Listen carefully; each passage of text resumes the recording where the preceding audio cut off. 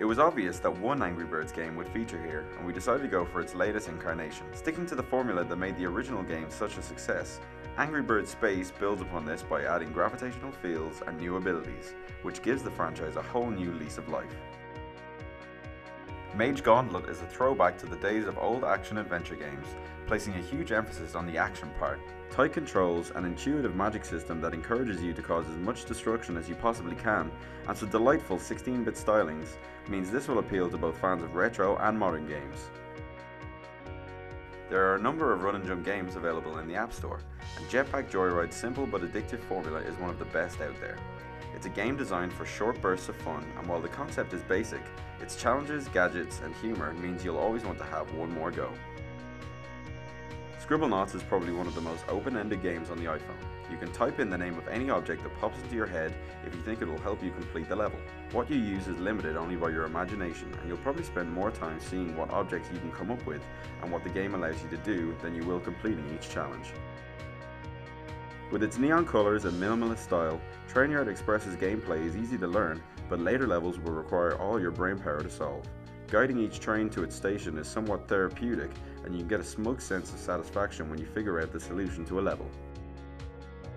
While there are many point-and-click adventure games like Secret of Monkey Island and Broken Sword, we decided to settle for Sam & Max. Two reasons.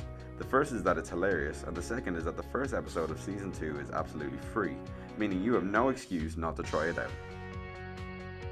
Both the technical and graphical accomplishment, Infinity Blade 2's polished style, deep battle system, and multiple routes massively improves upon the solid foundations left by the original, and will put many console games to shame, a shining example of what a sequel should be.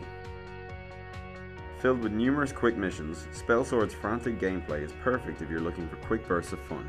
The game's manic nature means that you'll be relying on every spell card you can grab as you try to stay alive. One of the most popular games out there, Cut the Rope requires you make sure you get the treat to the monster while collecting all the stars. Its physics engine is solid, and additional features like bubbles and fans keep things fresh while you progress through each level. Hookshot Escape can come across as difficult at first, but once you get into it, you'll find there's a lot to like. You get used to the precise controls, and before you know it, you'll be pulling off hookshot combos and trying to see just how high you can go. Plants vs Zombies manages to strike a perfect balance between fun and challenging.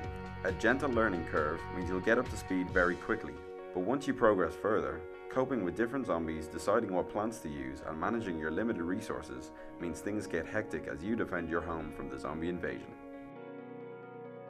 Another puzzle game in the same vein as Cut the Rope. This time you're digging through the ground and making sure the water reaches Swampy the alligator's bathtub. While it could have just cashed in on Cut the Rope's success, Where's My Water manages to separate itself with its fantastic puzzle design and presentation. Imagine you combine Scrabble and Tetris and you'll probably end up with something like Spell Tower. Get rid of adjoining letters by spelling different words and try to achieve as high a score as possible. The basic tower sees you trying to clear the screen, while the more tactical puzzle mode requires you to spell as many words as you can before the pile of letters reach the top. A game originally for PC but found its true calling thanks to the touch screen, World of Goo has you building towers, bridges, and many other things as you try and complete each level.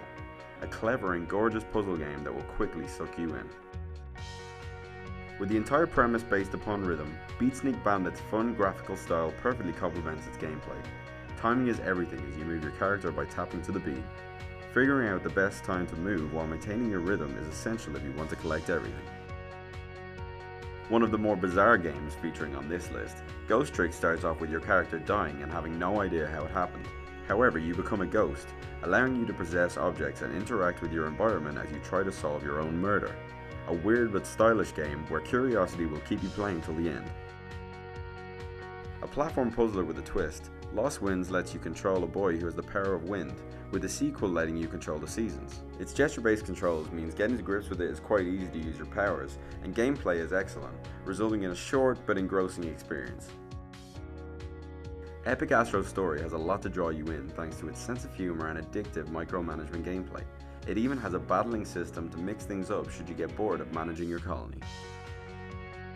Set in feudal Japan, Total War Battle is a beautiful strategy game where you guide your army to victory over hex-based maps.